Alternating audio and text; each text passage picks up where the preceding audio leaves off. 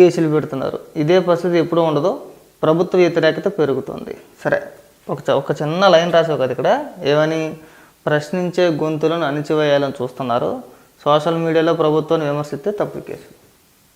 అది నీ పత్రికలో నువ్వు రాయించుకున్నది. ఇప్పుడు అరెస్ట్ అయిన వ్యక్తుల్లో బోరుగడ్డ కావచ్చు, ఆ వర రవీందర్ రెడ్డి కావచ్చు, ఆ ఇంటూరి రవికిరణ్ కావచ్చు, ఇంకా చాలామంది ఉన్నారు. వీళ్ళు ఎవరైతే ఉన్నారో వాళ్ళు ప్రభుత్వాన్ని ప్రశ్నిస్తూ పెట్టిన పోస్ట్ ఏదైతే ఉందో దాన్ని నువ్వు అక్కడ చూపించు. మాట్లాడితే ఏదో ఒక టీవీ పెట్టుకుని టీవీలో చూపించేస్తావు కదా, చూపించాయా?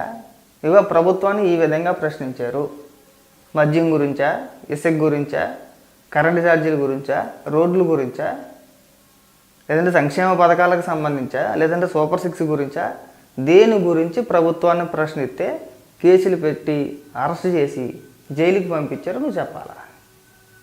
అరే అమ్మనా బూతులు తిట్టించి మహిళల ఫోటోలు మార్ఫింగ్ చేయించి వాళ్ళ వ్యక్తిత్వాన్ని కించపరుస్తూ వాళ్ళకి అక్రమ సంబంధాలు అంటకట్టి వాళ్ళని లకారాలతో సంబోధించి విడిగా రెచ్చిపోండి మీ వెనకాతలు మేము ఉన్నామని చెప్పేసి వాళ్ళకి చెప్పి వాళ్ళని ఉసుగొలిపేసి, ఆ రోజు తెలీదు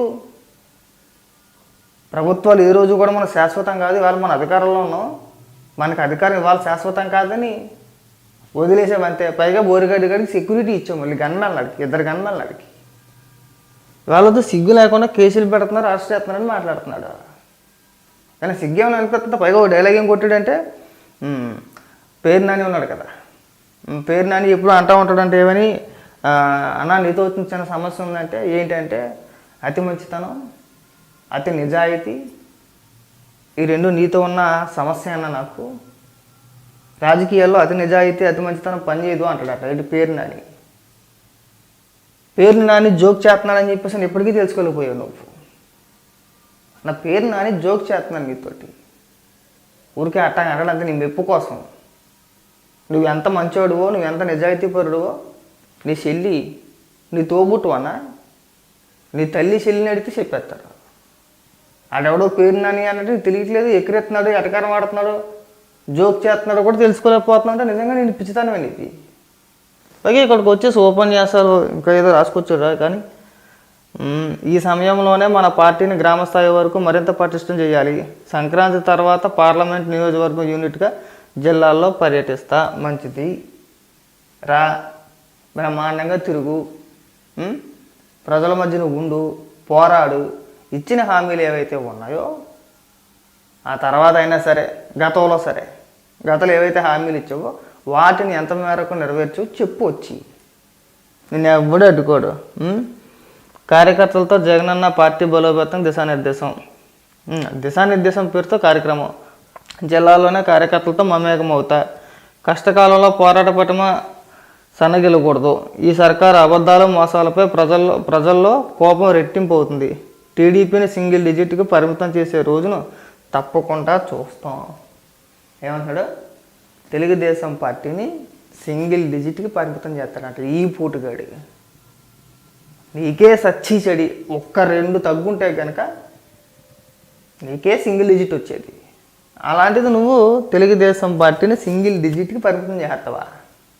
2019లో నీ అదృష్టం బాగుండి రాష్ట్ర ప్రజల కర్మ కాలిపోయి అంటే నీ అదృష్టం బాగుండి రాష్ట్ర ప్రజల కర్మ కాలిపోయి నీకు 151 సీట్లు వచ్చినాయి. కానీ 5 ఏళ్ళు నీ పరిపాలన చూశారు కదా.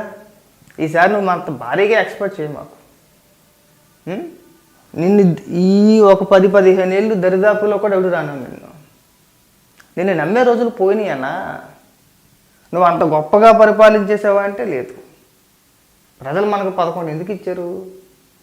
11 కదా మనకు వచ్చినాయి. ప్రతిపక్ష హోదా కూడా మనకు ఇవ్వలేదు కదా. అలాంటిది నువ్వు తెలుగుదేశం పార్టీని సింగిల్ డిజిట్కి పరిమితం చేసేస్తానని చెప్పేసి ఎలా చెప్తున్నావు? ఎలా అనగలుగుతున్నావు? అసలు ఏ విధంగా చేస్తావు చెప్పు. మనం చెప్పడానికి ఏమీ లేదు. నేను బట్టన్ నొక్కాను చెప్పుకోవడం తప్పితే ప్రభుత్వాన్ని విమర్శించడానికి ఏమైనా ఉందా నీ దగ్గర? లేదు.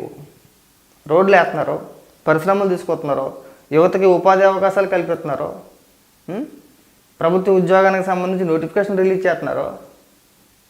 ఒక పక్క అమరావతి రాజధాని పనులు చకచకా జరుగుతూనే ఉన్నాయి.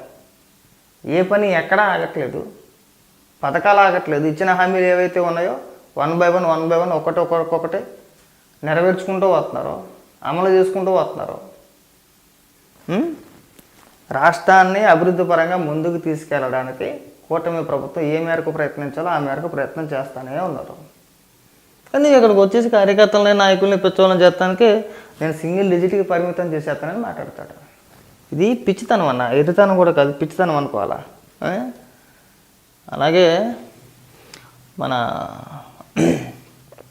ఆంధ్రజ్యోతిలో వచ్చిన వార్త ఒకసారి అది కూడా చూద్దాం అన్నది. ఇదిగో విద్యుత్కి సంబంధించి మన జగన్మోహన్ రెడ్డి భాగవతం మొత్తం ఇక్కడ దొరికేద్దన్నమాట మనకి. వద్దంటే విన్నారా, సొంత ఆర్థిక శాఖ సూచనలు బుట్టదాఖలు, యూనిట్ ₹2.49 దాటొద్దని స్పష్టీకరణ, తక్కువ ధరే ప్రామాణికంగా తీసుకోవాలని విస్పష్ట సూచన, ప్రాజెక్టు ఆలస్యంపైనే అప్పుడే జాగ్రత్తలు, అయినా పట్టించుకొని జగన్ సర్కారు, ఆర్థిక శాఖ సిఫారసులు తోసిపుచ్చిన కేబినెట్, అన్ని ఛార్జీలు కలిపితే యూనిట్ ₹5 పైనే, అయినా అలవోకగా జగన్ అబద్ధాల ప్రవాహం. అదేనా మన భాగవతం. పైకి మాత్రం ₹2.49 నేను కొన్నాను, ఇలాంటి డైలాగులు అన్నీ కొడతావు. అది అమల్లోకి వచ్చేటప్పటికి అన్న మన దగ్గరికి వచ్చేటప్పటికి ₹5 పైనే, దగ్గర ₹6 చేరిపోతుంది. అది పైగా పెద్ద స్క్రీన్ ఒకటి వేసుకుంటావు. ఎందుకు మాట్లాడుతావు, ఏం మాట్లాడుతావో నీకు అర్థం కాదు. ఎందుకు వచ్చిన మాటలు ఇవన్నీ కూడా. ఒక్క మాట అంటే ఒక్క మాట నిజం ఉండదు. మినహాయింపు ఏది ఎక్కడ. 7,000 మెగావాట్ల సౌర విద్యుత్పై ఐఎస్టీసీ ఛార్జీలకు మినహాయింపు ఇవ్వాలని సిఆర్సీని కోరిన ఈఆర్సీ. జీపీఏ అమల్లోకి వస్తే ఐఆర్టీసీ వర్తించదని ఆందోళన. ఈసీఈ లేకపోతే జగన్ ఏం చెబుతారని నిపుణుల ప్రశ్న. అలాంటి వాటికి సమాధానం చెప్పడు. తను ఏం చెప్పాలనుకుంటున్నాడు చెబుతాడు, వెళ్ళిపోతాడు తప్పితే ఇలాంటి వాటికి సమాధానం చెప్పగలుగుతాడా? ఇదిగో తమర భాగవతమే. ఇంకా ఉన్నాయి, 1 కాదు 2 కాదు. తమరు అప్పట్లో తీసుకున్న నిర్ణయాలు ఏవైతే ఉన్నాయో వాటికి సంబంధించి ఇవాళకి నువ్వు తీసుకున్న తప్పుడు నిర్ణయాలు ఏవైతే ఉన్నాయో ఇవాళ కూడా ప్రజలు పీడించేస్తున్నాయన్నా. దానికి ఉదాహరణ ఇగో ఇది. జనంపై మళ్ళీ సర్దుపోటు. విద్యుత్కి సంబంధించి జగన్ ఆఖరి ఇంధన సర్దుబాటు భారం 9,412 కోట్లు. ప్రభుత్వంపై 1,500 కోట్ల వ్యవసాయ రాయితీ భారం. వచ్చే నెల నుంచి యూనిట్కి 92 పైసలు వసూలు. 2026 నవంబర్ దాకా వసూలుకు ఈఆర్సీ ఆదేశం. తమరి భాగవతమే. ఇక్కడ ఏమని రాసాం మన సాక్షిలో? ఇది ఒక్క నిమిషం. ఇక్కడ మన సాక్షిలో ఏమని రాసామన్నా? బాధుడే బాధుడు. ఇప్పుడు 9,412 కోట్లు రాష్ట్ర ప్రజలపై భారీగా విద్యుత్ ఛార్జీల భారం మోపుతున్న చంద్రబాబు. ఇంకో ఈ 92 పైసలు భాగవతం ఇదే అన్న. ఇక్కడ రాసుకొచ్చావు కదా. ఆదేశాలు జారీ చేసిన విద్యుత్ నియంత్రణ మండలి ఇప్పటికే బాబు వేసిన అదనపు భారం యూనిట్కు ₹1.27 ఉండగా ఇప్పుడు మరో 92 పైసలు, మొత్తంగా ₹2.19. తమరి భాగవతం ఇక్కడ ఉంది. అది కూడా తమరి భాగవతమే. ఇలా అందిన కాడికి వచ్చిన కాడికి అన్నిటిని దోచుకుంటూ వెళ్ళిపోయి నువ్వు ఎవరికైనా పాఠాలు చెప్పేది ఈరోజున ఇక్కడ. ఎవరికి పాఠాలు చెప్తావు అని అడుగుతున్నావు. ఇంకా ఉంది, అప్పుడే అయిపోయింది అనుకుంటున్నావా? అబ్బో 1 కాదు 2 కాదు. స్మగ్లింగ్కి అడ్డాగా కాకినాడ పోర్టు. అధికారుల నిర్లక్ష్యంతో దేశ భద్రతకు తీవ్ర ముప్పు. అత్యంత ప్రమాదకర పోర్టుగా కేంద్రానికి లేఖ రాస్తా. రేషన్ బియ్యం మాఫియా నెట్వర్క్ను కట్టడి చేస్తా. ఇప్పుడు బియ్యం ఎగుమతి, రేపు పేలుడు మత్తు పదార్థాలు దిగుమతి కావని గ్యారంటీ ఏంటి? తనిఖీలకు వస్తానంటే 2 నెలలుగా అడ్డుకుంటున్నారు. తనిఖీలకు వస్తానంటే ఇంచుమించు పవన్ కళ్యాణ్ గారిని 2 నెలలుగా అడ్డుకుంటారు అనమాట. అక్కడ ఉన్న పోర్టు అధికారులు ఎవరైతే ఉన్నారో, అంటే గతంలో పూర్తిగా ఆ పోర్టు మొత్తం కూడా ద్వారంపూడి చంద్రశేఖర్ రెడ్డి ఆధీనంలో ఉండేదని చెప్పి వార్తలు వచ్చాయి.